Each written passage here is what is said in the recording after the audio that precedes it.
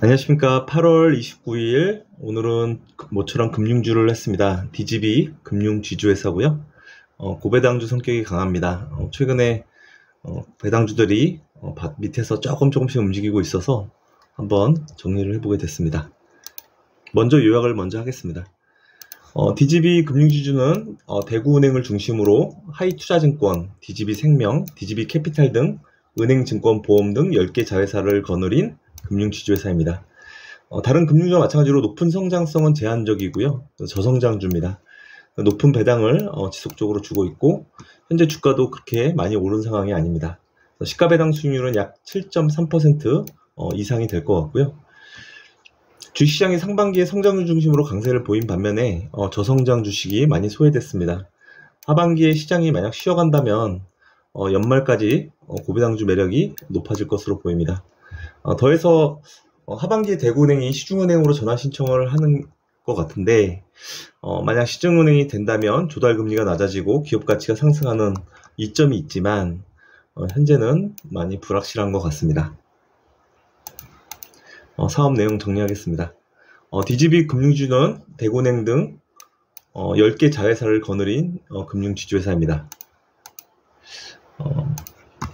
스토리를 보면 2011년에 대구은행, 대구실용정보, 카드넷 이 세 회사의 주식을 포괄적 이전 방식으로 지주회사를 설립했습니다. 그러니까 한마디로 지주회사 만들고 거기다 주식을 다 때려 넣은 거죠. 하나로 합친 거죠. 그리고 다 계열사로 들어가고 2011년에 설립했고 그 다음에 캐피탈을 2012년에 인수하고 DGB 데이터 시스템을 설립했습니다. 그리고 2013년에는 카드넷이 DGB 유페이로 변경됐고요. 2015년에는 보험회사 DGB 생명보험을 인수하고 대구 시용정보는 DGB 시용정보로 바뀌었습니다. 2016년에 DGB 자산운용을 회사로 바뀌었고요. 그 다음에 하이투자증권 2018년에 인수했습니다. 예전에 이게 지금 현대중공업 계열이었던 걸로 기억합니다. 2021년에는 수림창투 창투사 인수해서 하이투자 파트너스로 변경됐습니다. 여기 한 종목 더하면 뉴지스탁에서 총 10개 자회사가 됩니다. 그래서 타법인 출자 현황 보면 약 10개고요. 대부분 지분은 100% 계열사 종속회사로 가지고 있습니다.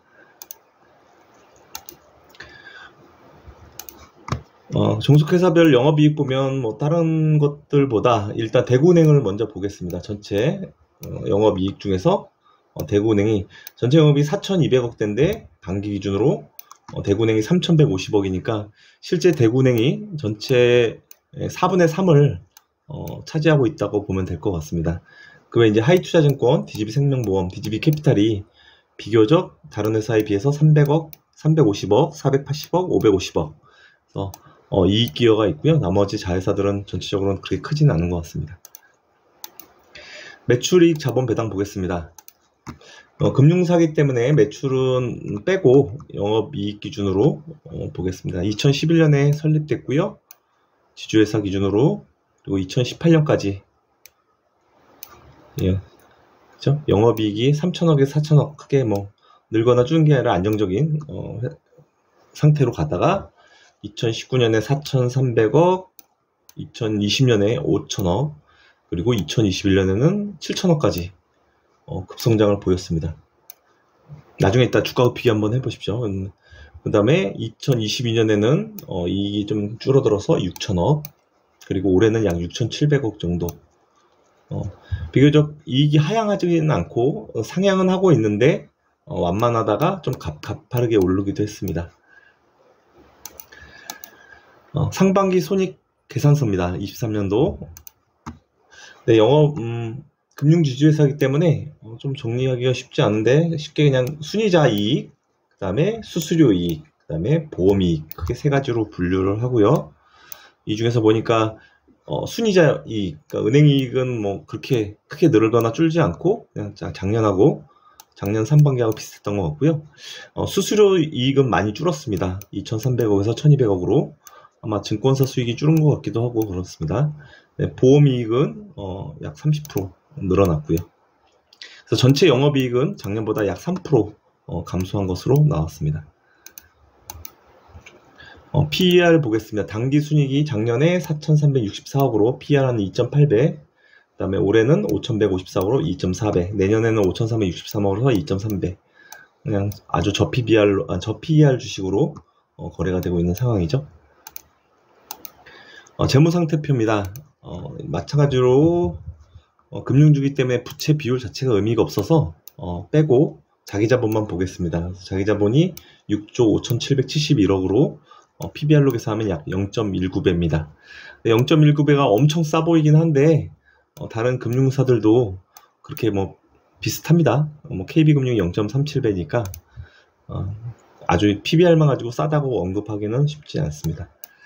다음 배당입니다. 그래서 이 회사의 지금 투자 포인트는 배당인 것 같고요. 최근 3년간 평균 배당금이 543원이고 시가배당 수익률은 7.3%가 나옵니다.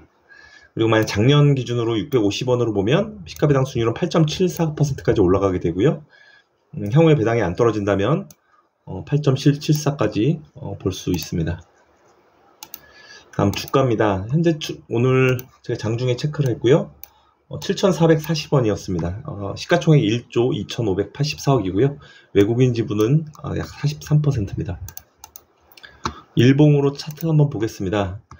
차트가 일단 눈에 띄는 거는 301선에서 몇 번 얻어맞더니 살짝 넘기는 모습이라서, 근데 지금 대신증권도 요 모양하고 비슷하거든요. 그래서 배당주들은 다 비슷비슷한 것 같다. 그러니까 가파르게 오르진 않지만 슬금슬금 상승 추세로 전환되는 느낌이 있는 것 같습니다.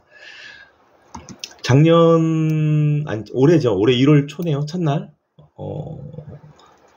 6,630원 최바닥이었고요. 바닥에서 지금 12% 정도 올라인 상황이고, 특징이 보시면 11월에 급등을 했습니다. 아마도 배당 때문에 많이 오른 것 같고, 12월에 잠시 멈추다가 배당락 이후에 주가가 크게 급락을 했습니다.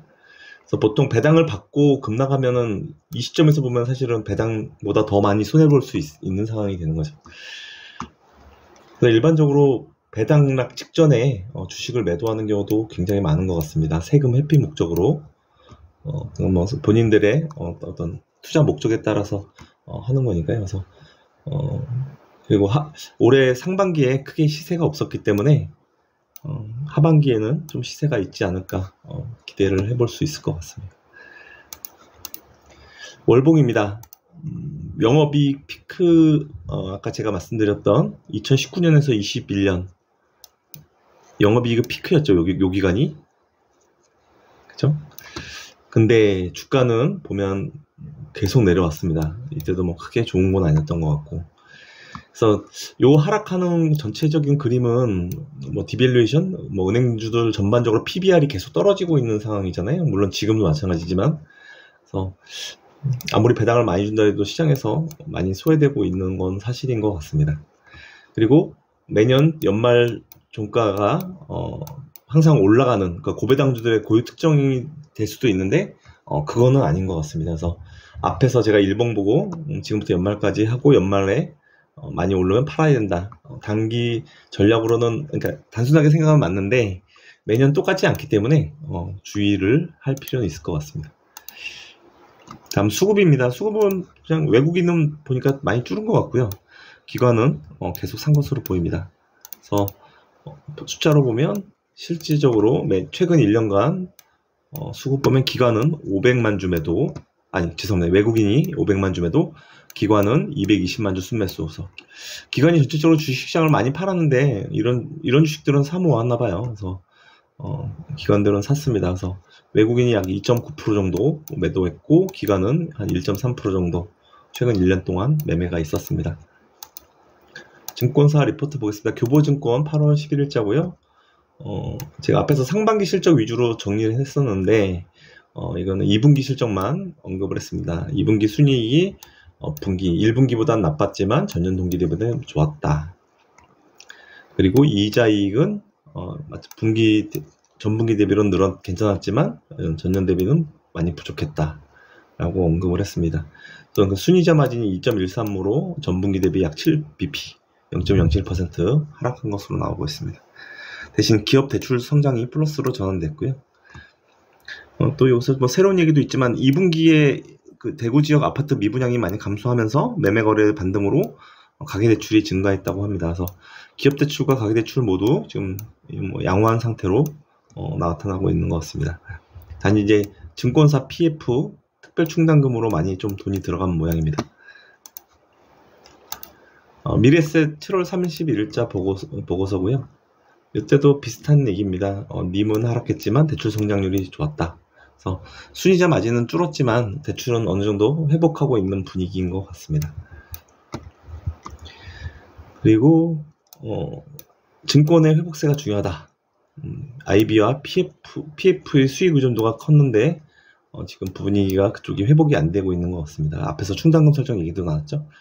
신규 수익원 창출이 필요하다. 필요한 부분을 얘기하고 있습니다.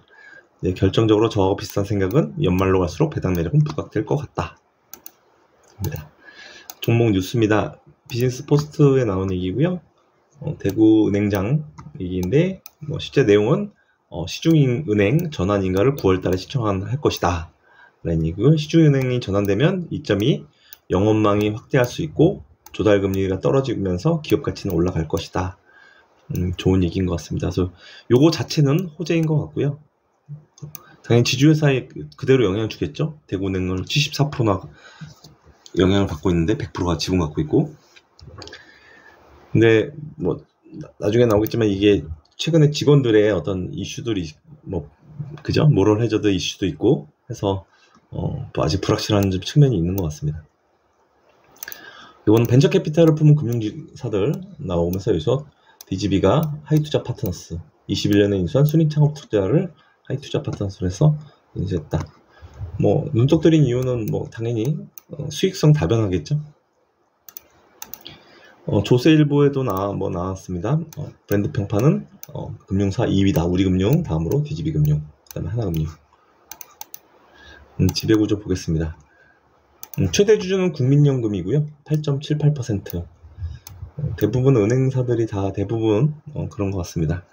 근데 특이한 거는 국민연금을 빼고 보면 5% 이상 주주가 OK저축은행이 2대 주주로 돼 있습니다. 그래서 국민연금을 빼면 OK저축은행이 실질적인 최대 주주인 것 같습니다. 그래서 요거는 저도 몰랐던 사실이라서 재밌게 내용을 봤습니다.